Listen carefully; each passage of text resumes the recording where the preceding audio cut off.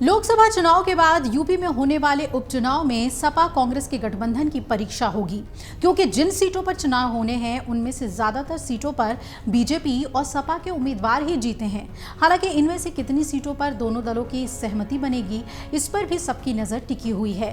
लोकसभा चुनाव के बाद फूलपुर, खैर, गाजियाबाद, मझावन, मीरापुर, अयोध्या, करहल, कटेहरी, कुंदरकी विधानसभा क्षेत्र पर उपचुनाव होना तय हो गया है।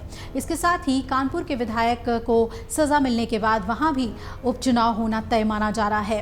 भाजपा और सहयोगी दलों ने लोकसभा चुनाव के मैदान में सबसे ज्यादा 8 विधायकों को चुनावी मैदान में उतारा था। वहीं समाजवादी पार्टी ने 6 विधायकों को चुनावी रण में उतारा था। अब राजनीतिक जानकार ये मानते हैं कि कांग्रेस को लोकसभा में 6 सीटों पर सफलता मिली है, इस वजह से पार्टी को संजीवनी मिल गई। तो ऐसे में वो उपचुनाव में कुछ सीटों की डिमांड सपा से जरूर कर सकती है। हालांकि इसमें ज्यादातर सीटें सपा के पाले की हैं। ऐसे में ये लोग सपा से कितने मोल भाव कर सकते हैं, ये समय ही बताएगा। लोकसभा चुनाव में हर कदम मिलाकर सपा के साथ चलने वाली कांग्रेस क्या सपा के प्रत्याशियों के जिताने के लिए उसी तरह अपने कार्यकर्ताओं को सक्रिय करेगी जैसा लोकसभा में किया, ये भी देखना दिलचस्प होगा। सियासी जानकार ये बताते हैं कि ताजा चुनाव परिणाम से उत्साहित कांग्रेस और सपा दोनों की नजर अभी से ही अगले विधानसभा चुनाव पर है और इससे पहले 9 सीटों बल्कि 10 सीटों पर उपचुनाव दोनों दलों के लिए आपसी रिश्तों और प्रदर्शन के लिहाज से महत्वपूर्ण होगा। खासकर कांग्रेस के सामने अपने जनाधार को बनाए रखने की एक बड़ी चुनौती है। कांग्रेस संगठन के महासचिव अनिल यादव का कहना है कि सपा के साथ हमारा गठबंधन है, उपचुनाव पर हमारे बड़े नेता इस पर बात करेंगे और उसके लिए एक कमेटी बनी है। अभी यूपी उपचुनाव की कोई तिथि भी नहीं आई है। सपा प्रवक्ता सुनील साजन कहते हैं कि हमारा कांग्रेस के साथ गठबंधन है, उपचुनाव मिलकर लड़ेंगे या अकेले, इस पर फैसला राष्ट्रीय अध्यक्ष तय करेंगे। जहां हमारी सीट है वहां कांग्रेस क्यों लड़ेगी, जो भी होगा हमारे नेता आपस में बैठकर तय कर लेंगे। उपचुनाव की सारी सीटें सपा ने जीतने का लक्ष्य रखा है और हम यूपी में कांग्रेस के साथ गठबंधन में हैं और रहेंगे।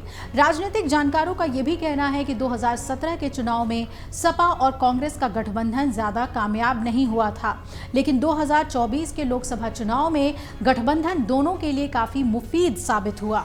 दोनों दलों ने काफी बढ़त बनाई। कांग्रेस का चुनाव प्रतिशत गिरा था, वो भी ठीक हुआ और अखिलेश की पार्टी राष्ट्रीय स्तर पर तीसरे नंबर की सबसे बड़ी पार्टी बनकर उभरी। सबसे बड़ी खासियत, उनके मतदाताओं ने एक दूसरे के गठबंधन को स्वीकार किया। अभी फिलहाल 2027 तक दोनों का गठबंधन चलना चाहिए, लेकिन एक दूसरे के लिए काफी गिव एंड टेक करना पड़ेगा। वहीं कन्नौज से सांसद बनने के बाद अखिलेश यादव ने करहल सीट से इस्तीफा दे दिया है और इसके बाद इस सीट पर उपचुनाव को लेकर माहौल गर्मा गया है। अब सवाल ये उठता है कि समाजवादी पार्टी करहल से किसको अपना उम्मीदवार बनाती है। लोकसभा में जीत के रथ पर सवार अखिलेश यादव की समाजवादी पार्टी के पास उम्मीदवारों की कोई कमी नहीं है।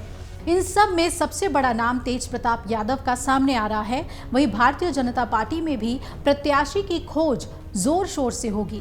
करहल में पहली बार 2002 में सोबरन यादव बीजेपी के टिकट से यहां पर जीते थे और इसके बाद सोबरन यादव ने बीजेपी छोड़ सपा का दामन थाम लिया, लेकिन 2022 में अखिलेश यादव खुद इस सीट से चुनाव लड़कर जीते।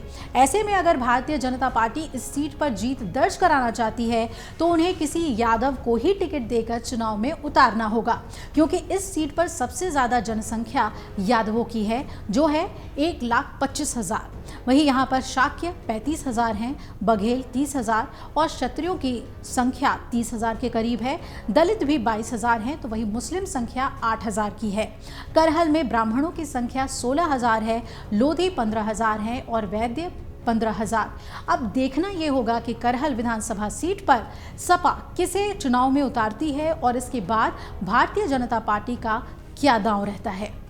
अगर आप ये वीडियो YouTube पर देख रहे हैं तो हमारे चैनल को सब्सक्राइब करें और बेल आइकन को दबाना ना भूलें। अगर आप Facebook पर ये वीडियो देख रहे हैं तो हमारे पेज को लाइक करें।